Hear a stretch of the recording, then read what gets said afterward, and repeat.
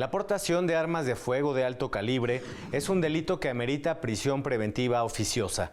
Hoy te presentamos el caso de una mujer indígena de Oaxaca que fue acusada por este delito y cómo a través de una defensa penal con perspectiva de género se logró su libertad al comprobar su inocencia. Mi nombre es Emanuel Saldaña. Quédate con nosotros. Ya inicia Te Defendemos.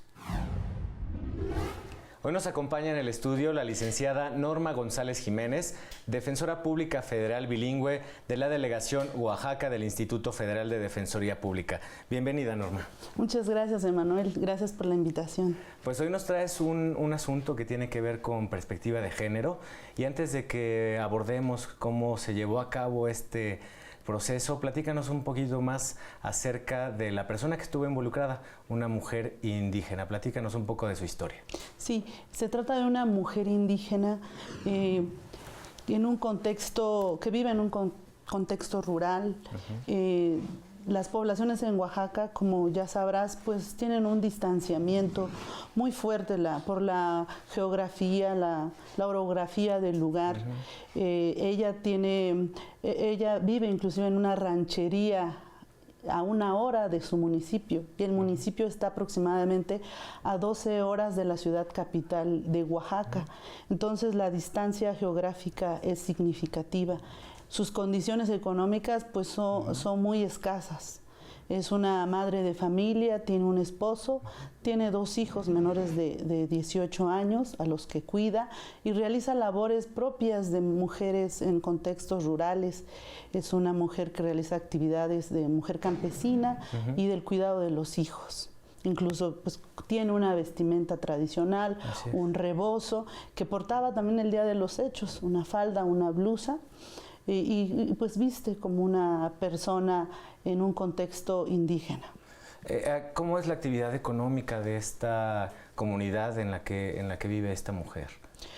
Al ser comunidad campesina, pues viven fundamentalmente del autoconsumo, de lo que su marido cosecha y que ella ayuda también a actividades del campo. Por tanto, pues un ingreso como tal no lo tienen. Ellos han accedido a escasos programas sociales y pues por ese motivo inclusive pues se vio involucrada en esta situación. Ya que lo mencionas, ¿cómo fue que se involucró esta mujer en un delito federal? Sí, fue muy desafortunado. Por las condiciones de su municipio, ella pues tiene que trasladarse a las ciudades, a los centros de poder para realizar pues trámites. En este caso ella es acreedora a un recurso público que ella le llama Procampo, que sabemos que bueno, pues es un recurso económico para incentivar sus actividades productivas. Ella es acreedora a este beneficio y se ve en la necesidad de salir por primera vez a la ciudad capital de Oaxaca.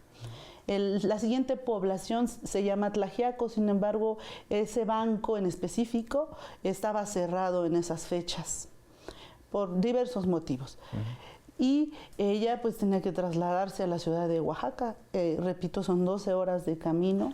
Ella no había salido hasta la ciudad capital y se hace acompañar de su esposo para poder ir a cobrar una orden de pago que le da una funcionaria de este programa social. Le da las indicaciones. Ellos no tienen dinero para transportarse. Claro. Y en la comunidad se acostumbra recibir un raite por la escasa oferta de transporte y también porque no tenían las posibilidades económicas. Ella me comenta que para poder comer en ese plazo y antes de cobrar pues se llevaba su tortilla, sal y chinches. Las chinches son algo que se come como los chapulines. Claro.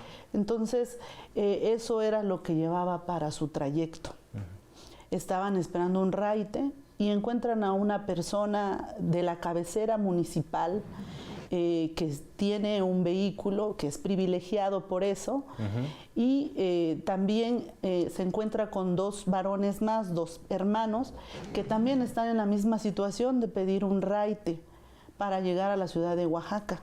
Ellos se dirigían a la central de abastos para obtener un trabajo de cargadores.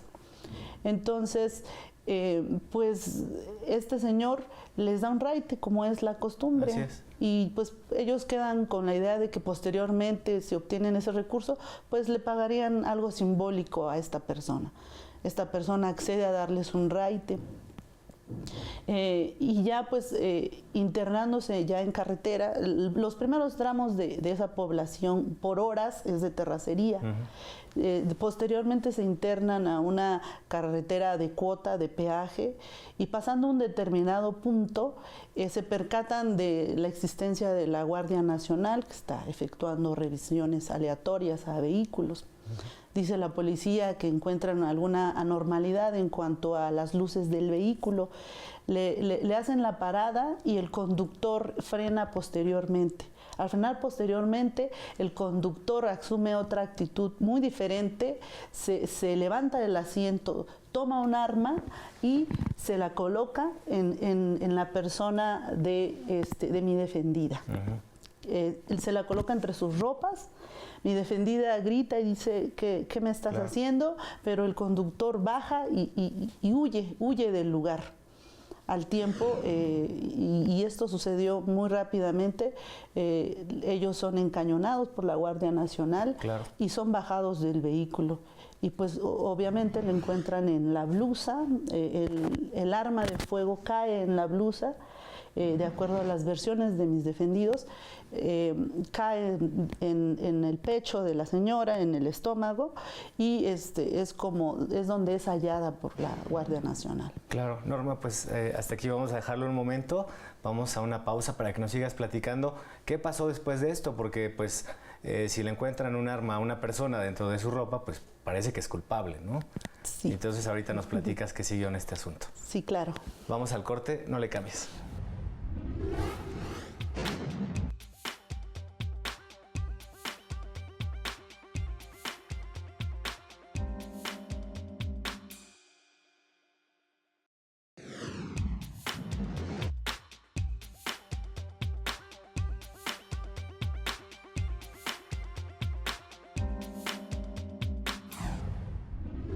Ya estamos de regreso, estamos platicando con Norma González Jiménez, defensora pública federal bilingüe.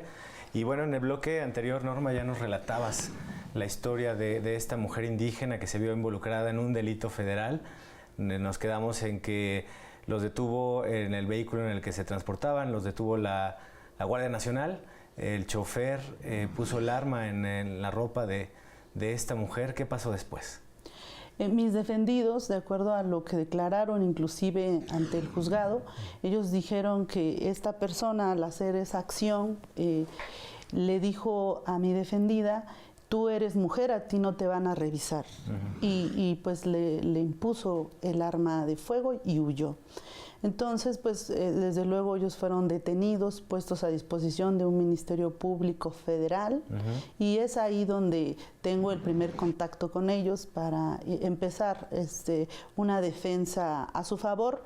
A mí me contactan porque pues soy defensora en la lengua y cultura mixteca. Ellos se autoascriben como personas de una comunidad indígena, hablan esa lengua. 2 de ellos son monolingües, los esposos son monolingües. ¿Eso qué significa? Significa que solo hablan la lengua mixteca y un español muy deficiente. Lo que hace que pues dentro de la judicialización ante el juez haya la necesidad de que se les nombre un intérprete. Así es. El proceso se llevó conforme a derecho. ¿Este delito amerita una prisión preventiva, por ejemplo? El delito sí amerita una prisión preventiva oficiosa, es decir, una prisión forzosa. Esto porque a partir de abril del año pasado, pues ese tipo de armas ya son catalogadas como de prisión preventiva oficiosa. Y pues el juzgador aquí ya no se hace en términos normales un debate, sino que se aplica la prisión durante todo el proceso. Así es. Para el caso de que se inicie el proceso, se vincule a proceso, permanecerían ellos en prisión durante todo el proceso. Sin embargo, pues afortunadamente pues gracias a una investigación que se realiza por parte de la defensa, por parte de oficiales administrativos del instituto, quienes hacemos pues una investigación paralela a la investigación del Ministerio Público, pues nos percatamos de una serie de condicionamientos que el juez debería tomar en cuenta.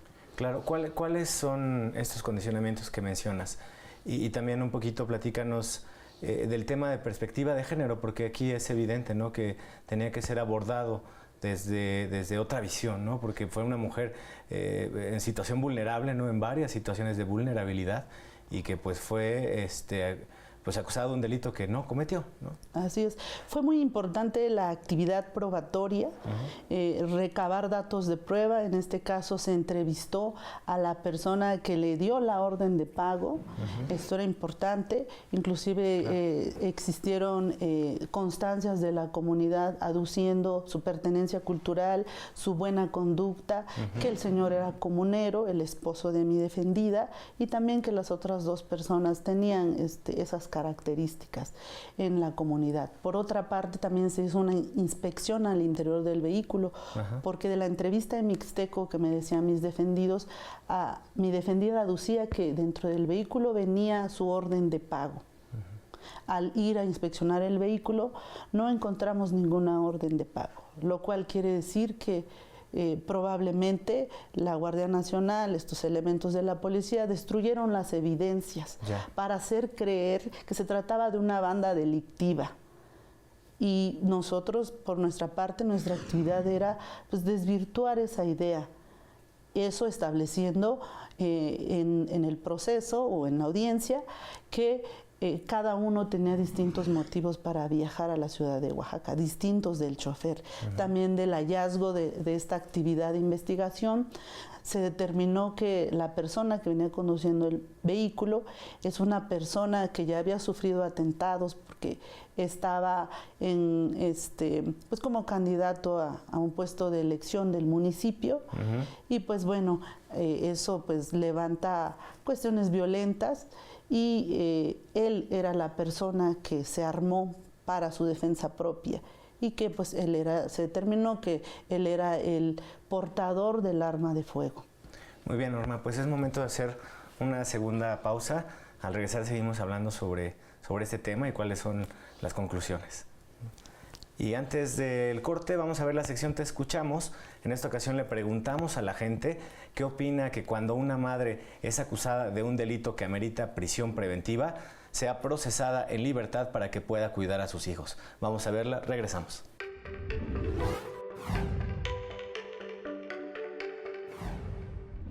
Yo pienso que sí se les debería de castigar, digo, de todos modos están cometiendo un delito y pues creo que deberían de pensarlo, porque muy independiente de que tengan hijos, sus hijos pueden seguir el ejemplo de esas personas.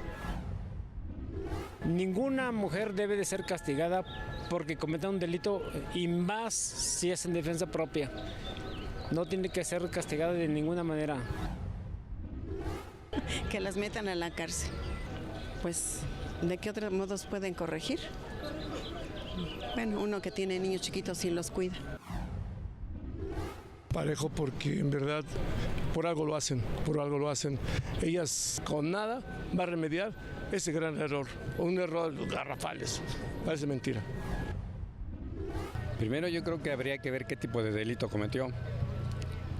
Segundo, sí se puede considerar la situación de que tenga hijos pequeños. Es una muy buena pregunta. Yo pienso que las personas que cometen un delito, pues se les debe de castigar conforme a derecho, y que tengan los hijos pequeños, pues sí es algo terrible. Entonces, híjole, no, está muy difícil opinar acerca de eso.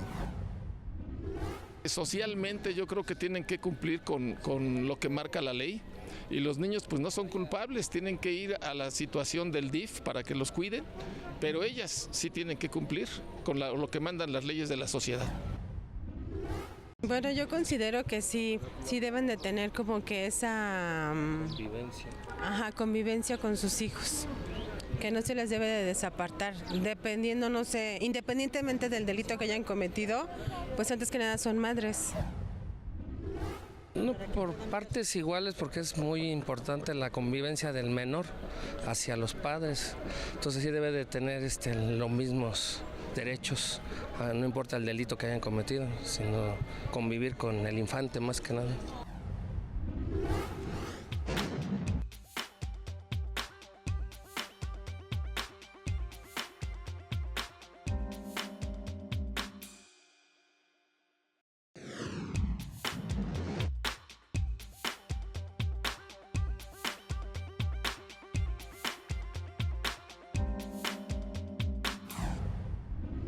Ya estamos de regreso, estamos platicando con Norma González, defensora pública federal bilingüe, de un asunto de una mujer involucrada en un delito federal, una mujer indígena. Ya nos platicaste pues cómo fue este caso, este asunto, cómo fue que se involucró esta mujer en este delito. Y sabemos que se logró que se llevara el proceso en libertad. ¿Cómo fue esto?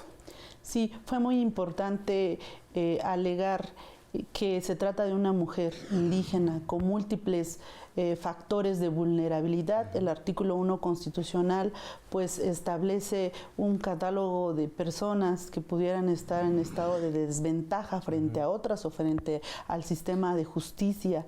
Entonces precisamente se alegó que ella es mujer, que tiene a su cargo el cuidado de sus hijos, una niña de 4 años, un adolescente de 14 años, y que debería de privilegiarse su libertad por encima de la norma procesal, que era privarla de su libertad.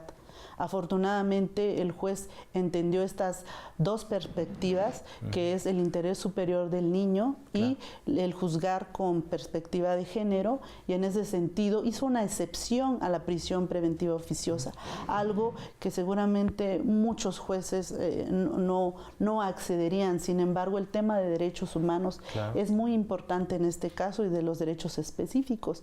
Nuestro director general ha sido muy enfático en la Defensoría Pública Federal de capacitarnos muy intensamente en materia de derechos humanos, y es precisamente los derechos humanos hacen una excepción a una serie de normas procesales, como es la prisión preventiva oficiosa establecida en el Código Nacional de Procedimientos Penales. Norma, yo creo que vale la pena mencionar que este asunto se ventiló en el nuevo sistema acusatorio, ¿no? Y que pues es protector de derechos humanos, que se cuenta con una defensa adecuada por parte de los defensores públicos federales, y que los juzgadores también tienen otra visión, ¿no? Así es un caso que pues desafortunadamente con anterioridad a que se tome en cuenta la perspectiva de género, pues muchas mujeres iban a la cárcel. O sea, como tú decías, si ya se encontró un arma en tu persona, tú la traías. Sin embargo, en este caso se le pidió al juzgador que no se tomara en cuenta esa tenencia por sí misma porque la traía, sino esa tenencia tenía que ser cuestionada. Esa tenencia no era de ella, no era por sus condicionamientos, no era razonable que ella portara un arma de fuego. En su contexto, bajo sus condiciones, una mujer de sus características no es portadora de armas de fuego.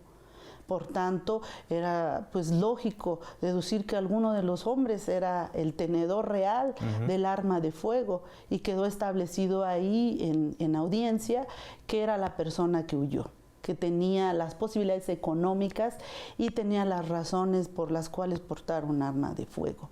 Y en ese sentido el juzgador atendió estos argumentos y atendió también a las pruebas que se allegaron para arribar a la conclusión de que efectivamente una mujer en sus circunstancias, y aplicando esta visión muy importante que es la perspectiva de género, no podía portar un arma de fuego.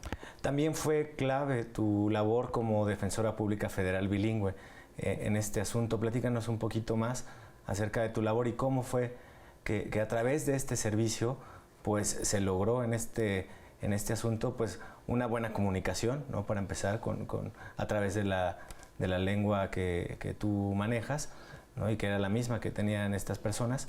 Platícanos un poco más cómo abona esta defensa bilingüe a un asunto como este.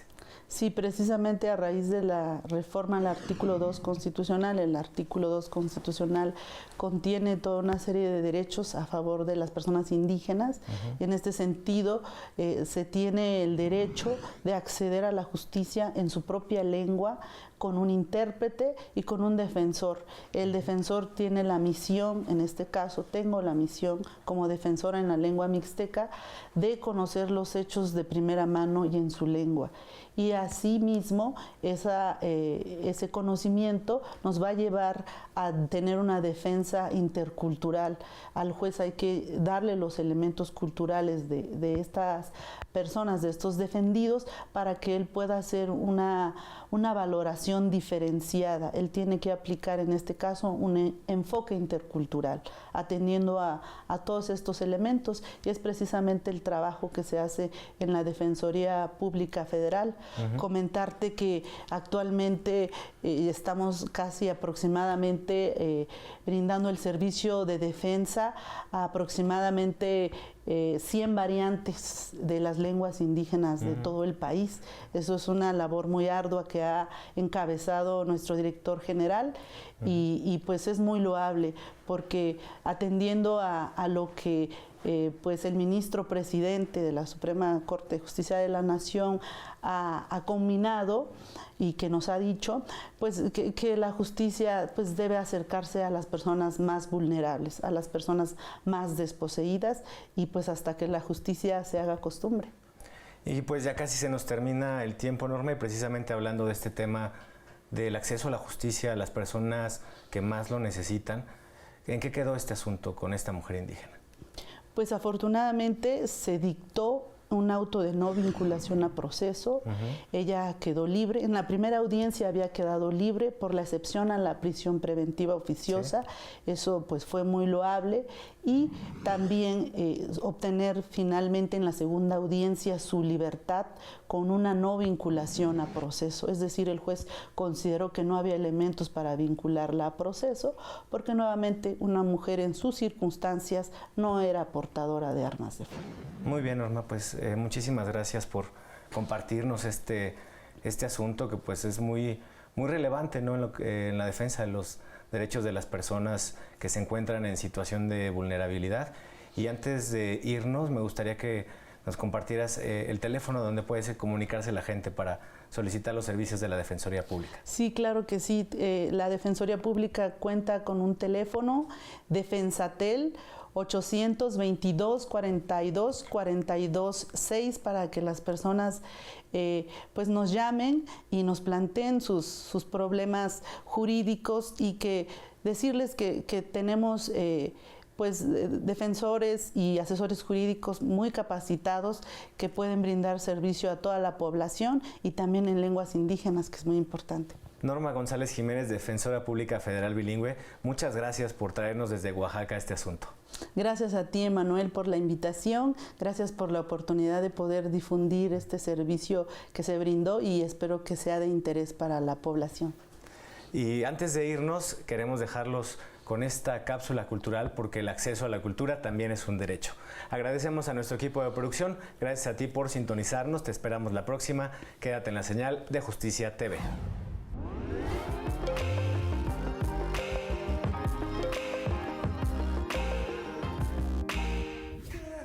¿Sabían que Da Vinci diseccionaba cadáveres para estudiar la anatomía y explorar las expresiones humanas?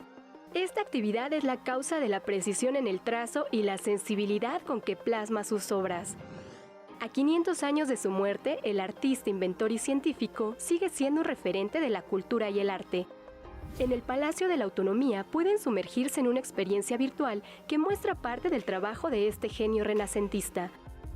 El dibujo, la pintura, ingeniería, anatomía, arquitectura, cartografía, biología, física y aeronáutica fueron algunas de las disciplinas que perfeccionó Leonardo.